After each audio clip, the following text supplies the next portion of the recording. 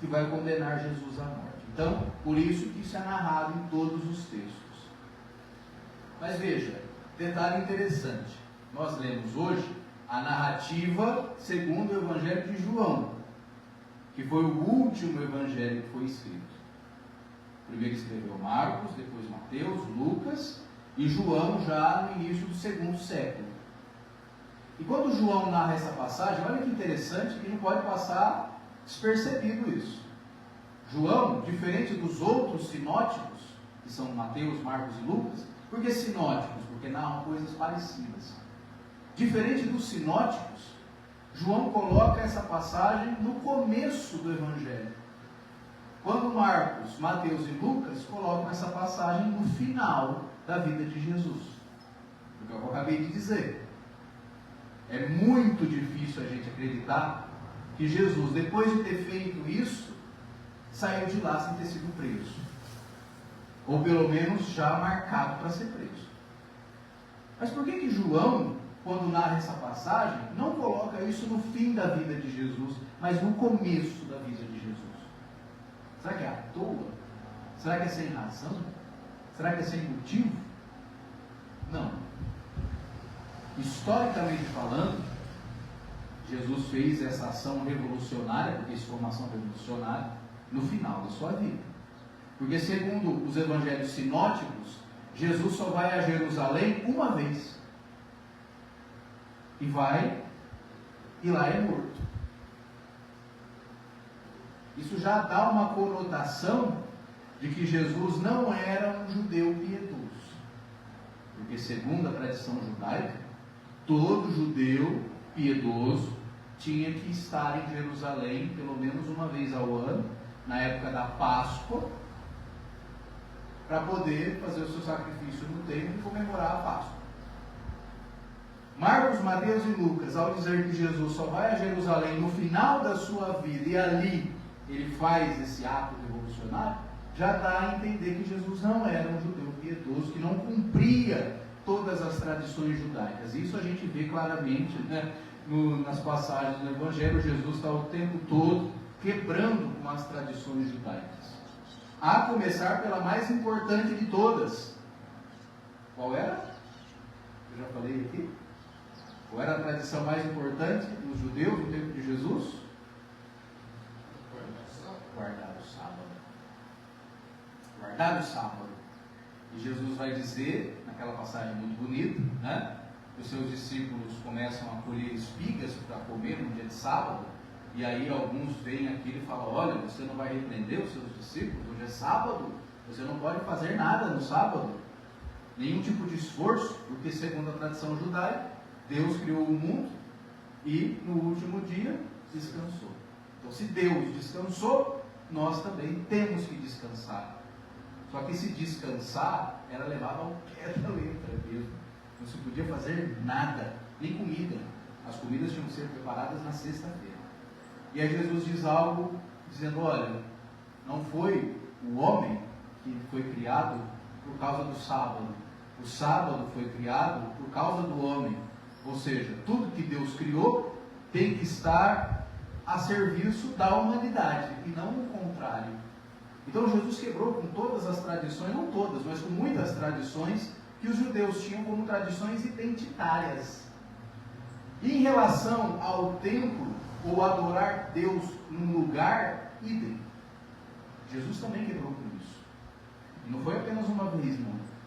Essa não é a única passagem onde Jesus mostra, talvez essa passagem foi a passagem definitiva, onde Jesus de uma vez por todas deixa claro que Deus não habita em templos feitos por mãos humanas. Só que para a gente ter esse entendimento dessa passagem, a gente tem que ver todo o contexto do Evangelho. Não é só essa passagem isolada. Porque se você ler só essa passagem isolada, você pensa o quê? E foi isso que a gente aprendeu. Que Jesus purificou o templo dos vendilhões. Não foi isso? E até em algumas Bíblias, que colocam um subtítulo antes da passagem, está lá, a purificação do templo. Não é isso? Purificação do templo. Quando na verdade a gente já falou sobre isso, os textos gregos do Novo Testamento não são divididos nem em capítulos e nem em versículos. são textos corridos. Nós dividimos em capítulos e versículos para facilitar a leitura e está tudo certo. Só que quando você coloca um subtítulo editorial, é um problema, porque já está, ou dá a entender uma interpretação, não é?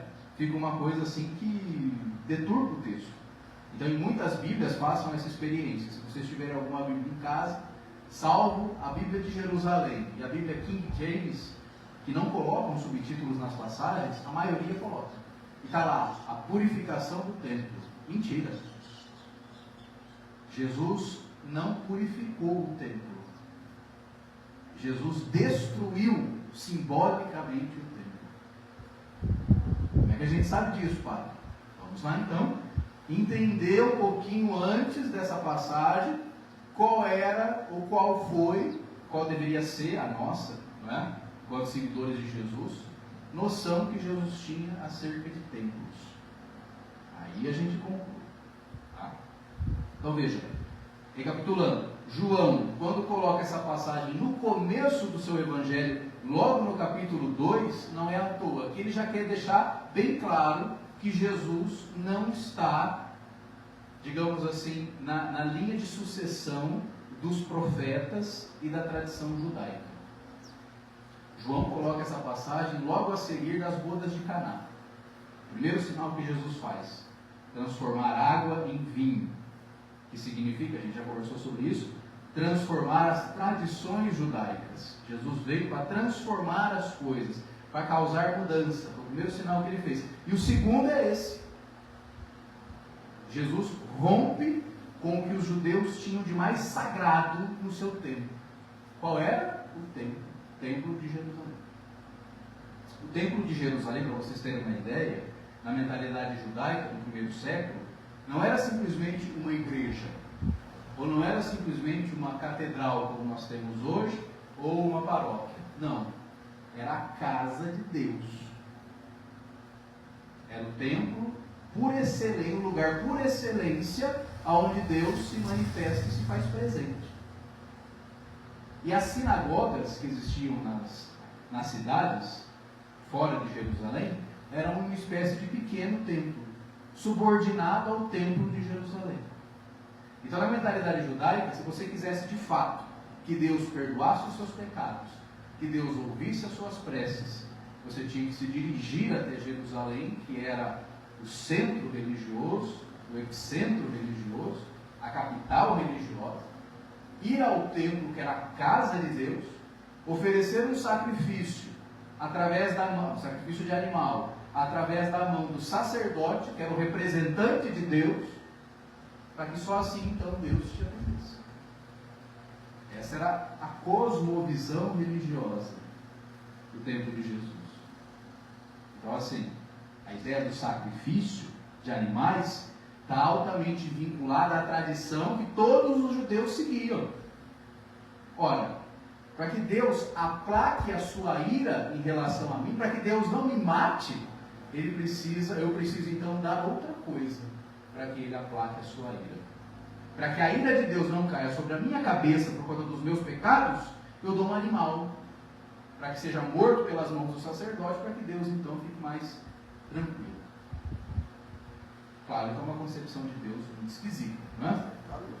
Uma concepção de um Deus que aplaca a sua ira através do quê? De sangue. É um Deus que precisa de sangue, né? Para se acalmar. É um Deus vampiro, digamos assim, um Deus vampiro. É um Elohim. É um ser extraterrestre, né? Melhor acreditar que é um ser extraterrestre do que acreditar que é Deus. Porque Jesus, por outro lado, vai dizer o tempo todo que Deus não gosta de sacrifício, que Deus não quer sacrifício, que Deus não precisa de sacrifício, que Deus é misericórdia, que Deus é graça, que Deus é amor.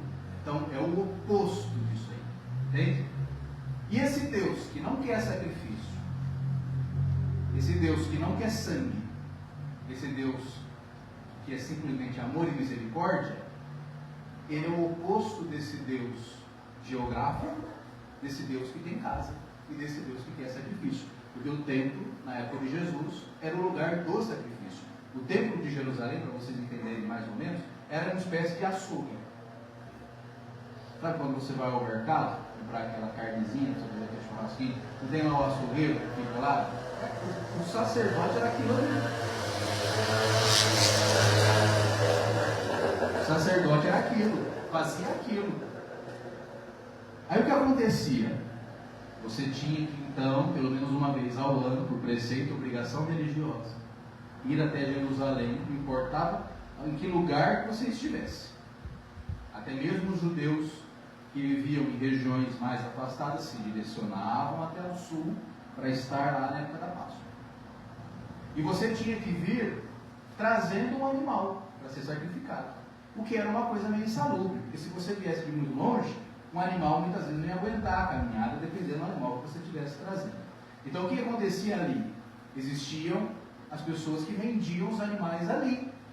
Está certo, porque a tradição judaica não tem nada de errado. Se você tem que sacrificar um animal e às vezes para você não dá pela viagem, então aqui tem um animal para você comprar aqui. Superfaturado, claro, sem dúvida. Aí existia ali os que, né, um pouquinho mais caro, mas tem aqui a pombinha, se você for mais pobre, tem aqui o boi, tem a ovelha, né? Aí depende da sua classe social. Mas está ali. Esses eram os vendedores de animais. Para a cultura judaica, os vendedores de animais não estavam fazendo nada de errado. Tudo bem, poderia ter faturar um pouquinho, mas não estava fazendo nada de errado com a cultura. Com certeza também estava levando também, a igreja também estava levando, né? Claro, sem dúvida. Você pode usar as costas. Sim, existia toda ali uma logística, sem dúvida nenhuma. Mas assim, o que precisa ficar claro? Se Jesus, eu quero que vocês entendam, se essa passagem se trata de Jesus estar indo contra esse tipo de prática pontual do templo, vamos supor, Jesus, tudo bem, Jesus ele considera o templo, mas ele está se opondo àquilo que estão fazendo. Ninguém ia entender nada do que ele estava fazendo, porque ele está dentro da cultura. Se ele estivesse se colocando contra simplesmente o sacrifício de animais ou a venda de animais, ninguém ia entender nada do que quer dizer. Não tem nada de errado nisso aqui, para a cultura da época. Ah, mas e os cambistas, padre? Mesma coisa. Quem eram os cambistas? Eles não estavam roubando ninguém. Os cambistas eram aqueles que estavam trabalhando a serviço do templo para trocar a moeda, porque o que acontecia era gente de tudo quanto é canto. E às vezes você estava com a moeda do Império, a moeda que circulava no Império. E as moedas do Império Romano, lembra aquela passagem que Jesus diz assim, de quem deve pagar imposto ou não? Aí Jesus diz assim, me dê aqui uma moeda, de quem é o rosto cravado na moeda. Então as moedas do Império Romano, elas tinham um carimbo imperial, o rosto do imperador. E para os judeus, você não podia deixar essa moeda entrar no templo, porque você estava profanando o templo com uma moeda pagã que tinha o rosto do imperador. Então o que acontecia? Os cambistas ficavam ali para trocar a moeda. Falaram, essa moeda não pode entrar aqui. E os judeus eram muito contra essa coisa de imagem, né? Porque é uma lei lá do Antigo Testamento. Não farás imagens de escultura e nem nada, só adorarás o teu Deus. Então os judeus levavam isso muito a ferro e fogo. Então eu não posso deixar a imagem do imperador entrar no templo. Vocês sabem que Pilatos era um cara tão assim, nem aí para a tradição judaica, que ele obrigou os sacerdotes a botarem uma águia romana no pátio do templo. Eles tiveram que obedecer. Vocês sabiam disso? Eles não estavam nem aí. Só a livre de curiosidade. Então você tinha, no chamado pátio dos gentios, a imagem da águia romana lá. Mas na tradição judaica, tudo isso para a gente entender essa passagem. Na tradição judaica não podia entrar a imagem do imperador. Então os cambistas trocavam a moeda pela moeda do templo. Até aqui, gente, tudo certo. Está dentro da tradição e da cultura judaica. Não tem ninguém roubando ninguém, no sentido de vendilhões, né? A gente tem essa coisa, né, na cabeça. Não, isso está tudo dentro da cultura, do funcionamento orgânico do templo. Tudo isso pode dizer o quê? Jesus não está se opondo a estas práticas pontuais, porque se fosse isso, ninguém ia estar entendendo nada. Ele ia falar, mas o que esse cara está fazendo aí? O que tem de errado nisso aqui? Fica totalmente incompreensível se a gente pensar que Jesus quer purificar o templo disso, se o templo é isso. Estão entendendo? O templo é isso. Então, como é que a gente tem que entender essa passagem? Jesus não está purificando nada. Ele está dizendo, isso aqui tem que acabar. Isso tudo tem que acabar. O templo como um todo, não só isso ou aquilo, o templo em si não tem cabimento existir. Por quê? Porque Deus não habita aí. Isso é desnecessário. Jesus não está se opondo a essa ou aquela prática. Ele está se opondo ao templo como um todo, enquanto organismo institucional. É disso que se trata essa passagem. E Jesus já vem fazendo isso há muito tempo. Na verdade, desde quando ele começa a sua vida pública. A maior prova disso é que vocês não vão ver em nenhum momento Jesus no templo ou numa sinagoga fazendo outra coisa senão provocando escândalo. Me diga uma passagem do Novo Testamento onde é dito: então Jesus se dirigiu a uma sinagoga para orar. Tem isso? Não. As poucas vezes que Jesus vai numa sinagoga, ele vai para dizer: olha, vocês não precisam mais disso. Isso aqui acabou. Eu sou o Messias e eu estou dizendo, isso aqui, estou fechando o boteco, perdão da expressão, né? Acabou a palhaçada. E aí, quando ele faz isso em Cafarnaum, ele quase é morto lá, expulsam ele de lá e quase jogam ele fora da cidade, né? Então Jesus, sempre que ele está nesses lugares de culto, templo, sinagoga, ele vai ali para causar escândalo. E onde é que Jesus ensina os seus discípulos a orar, a falar com Deus? Não mais fazendo sacrifícios e não mais dependendo do templo e dos sacerdotes. Aonde é que Jesus ensina que os seus discípulos têm que falar com Deus? As portas trancadas, não é? Entra no teu quarto, tranca a tua porta e fala com teu pai. E Jesus mesmo, sempre que os evangelhos dizem que Jesus se retirou para orar, ele sempre está num lugar afastado, não é? Ou no deserto, ou no Monte das Oliveiras, no final da sua vida. Ou seja, sempre locais que a religião oficial não considerava. E outra passagem que deixa isso ainda mais claro, caso ainda reste dúvida, é uma passagem que também está no Evangelho de João, quando Jesus vai se encontrar com uma mulher samaritana. Lembram dessa passagem, né? Jesus vai para Samaria, que era um território odiado pelos judeus. Judeus e samaritanos não se davam por questões religiosas e políticas.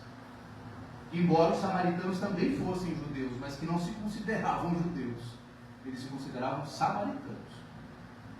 E Jesus está nesse território, que era um território amaldiçoado na mentalidade judaica, e ele vai então tirar água, beber água no poço, que teria sido construído por Jacó. Lá no Antigo Testamento era chamado de Poço de Jacó. E Jesus vai lá e ele encontra lá ao meio-dia uma mulher tirando água. E aí ele estabelece um diálogo com essa mulher, você já sabe qual é esse diálogo.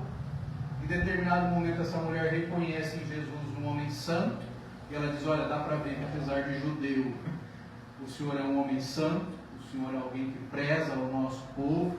Tanto é que o Evangelho de João vai dizer que os oponentes de Jesus diziam e chamavam ele de samaritano.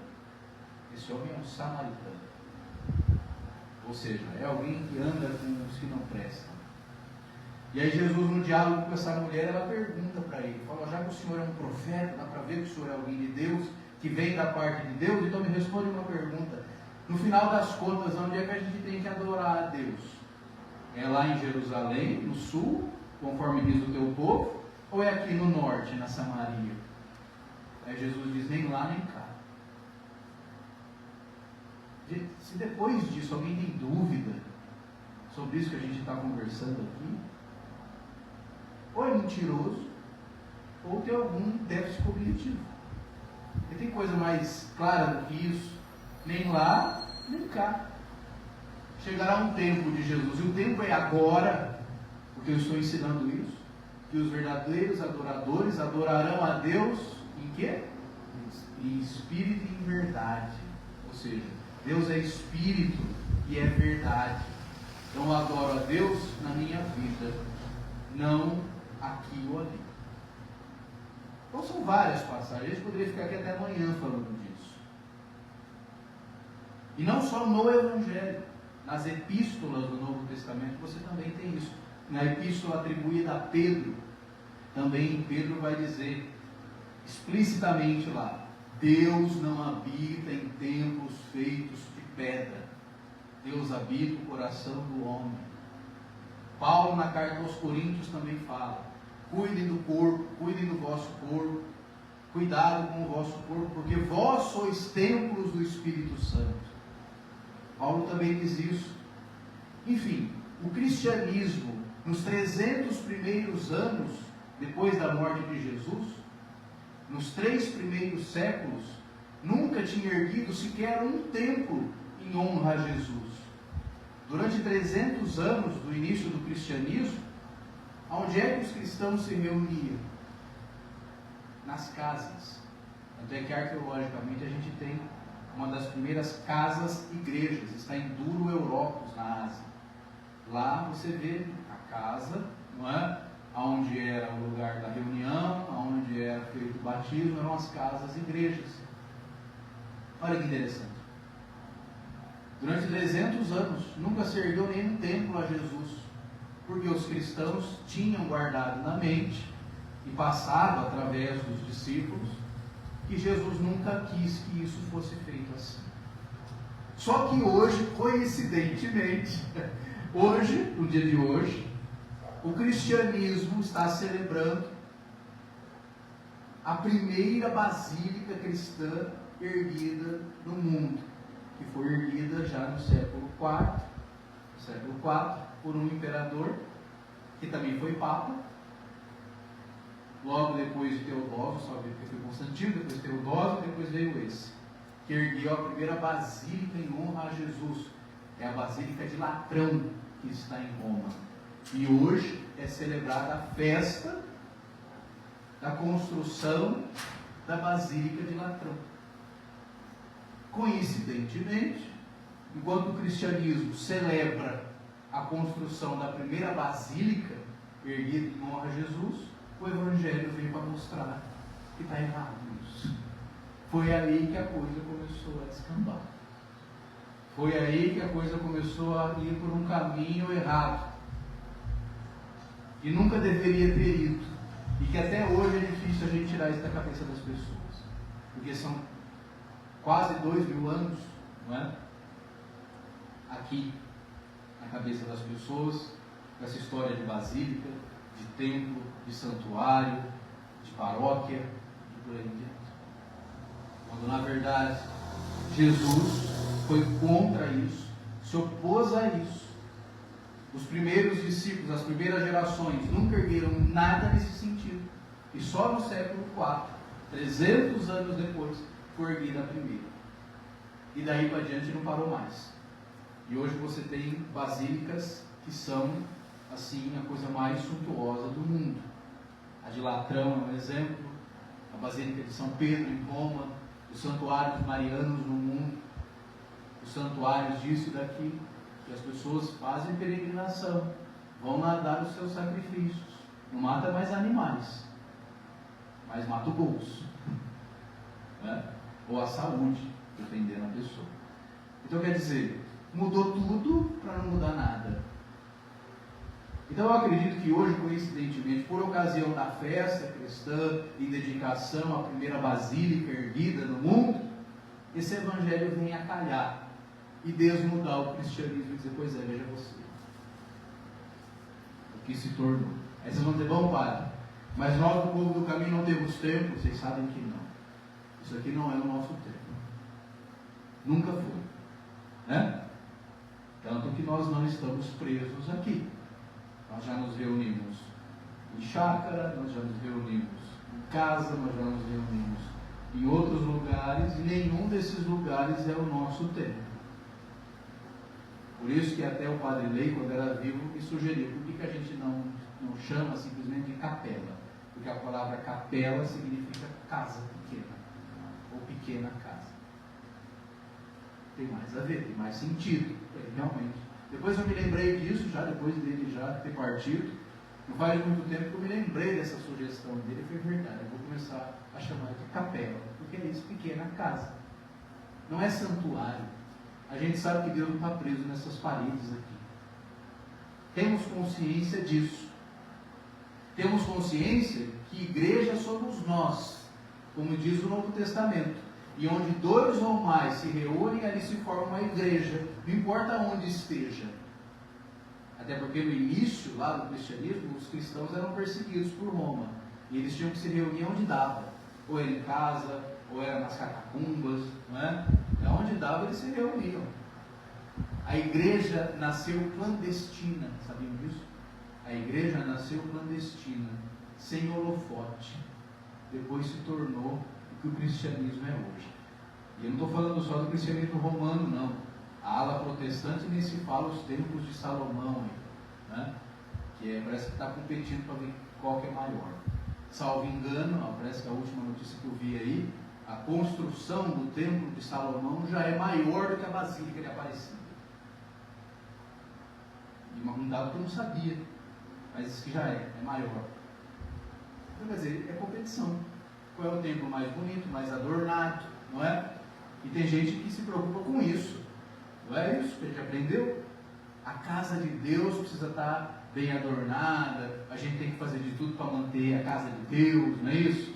Quando na verdade o verdadeiro templo de Deus, quem é? As pessoas, nós. Aí de que adianta você ter templos tão bem construídos, ornamentados, enquanto o verdadeiro templo de Deus está caído na rua aí? Sem ter o que comer, sem ter o que beber, sem ter o que vestir. Não é? Olha a grande contradição que é o cristianismo. Se desprendesse, se as pessoas fossem ensinadas a desprender o mesmo dinheiro que desprendem para manter templos e santuários, desprender para ajudar o semelhante que precisa, aí sim a vontade de Jesus estava sendo feita. Não é? Não, mas eles vão perder a mordomia que eles têm. De jeito nenhum, é questão de poder. Monopolizou a fé. Se você olhar lá o que tem dentro da Basílica de São Pedro, no Vaticano, só que se eles vendessem 1/10 daquilo lá para ajudar os pobres, acho que acabava a fome do pai. Pois é. Mas aí você quebra a estrutura. Né? Você rui a estrutura e o que mantém isso, infelizmente, é a fé e a crença do povo humilde, que desprende 10% do que ganha do suado salário, do miserável salário que a gente ganha, ainda tem que tirar 10%, não é? Para a casa de Deus. Quando na verdade Deus não tem casa. Ou melhor, tem sim. Nós somos a casa de Deus. Não é? Então, isso precisa mudar. As pessoas precisam ter essa mudança de pensamento. E isso cabe a nós fazer. Nós que já entendemos, nós que já temos essa consciência. Não porque somos melhores que ninguém, não é disso que se trata, mas porque nós não estamos tentando enganar ninguém. Já é um bom começo. Né? Eu acredito que a gente precisa ter isso em mente. Né? E cada vez mais. E essa passagem, então, é isso. É isso que eu queria deixar de reflexão. Quer dizer, Jesus não está purificando nada. Ele não reconhece aquilo como casa de Deus. Não reconhece. Aí você vai dizer, mas padre, por que na passagem ele fala, estão fazendo da casa de meu pai um covil de ladrões? Isso não saiu da boca de Jesus, isso é um salmo do Antigo Testamento. Isso é um salmo do Antigo Testamento que o autor do Evangelho coloca na boca de Jesus, mas que acaba dificultando até o entendimento da passagem. Né? Então Jesus, na verdade, depois desse ato revolucionário que ele faz contra o templo de Jerusalém, aí as autoridades judaicas já têm material para dizer, esse homem é um perigo. Esse homem é um perigo. Só outro detalhezinho para terminar. Segundo os sinóticos, os 3 primeiros evangelhos, Jesus faz essa ação junto dos seus discípulos. João diz que Jesus faz essa ação sozinho. Os discípulos entendem depois, não é isso que diz o texto? Depois que Jesus ressuscitou, os discípulos entendem, se lembraram e falaram, ah tá, por isso que ele disse aquilo. O que ele disse na sequência? Então João já constrói de um jeito que não deixa dúvida, né? Porque acaba o texto, os judeus perguntam para Jesus, escuta, por que você fez isso?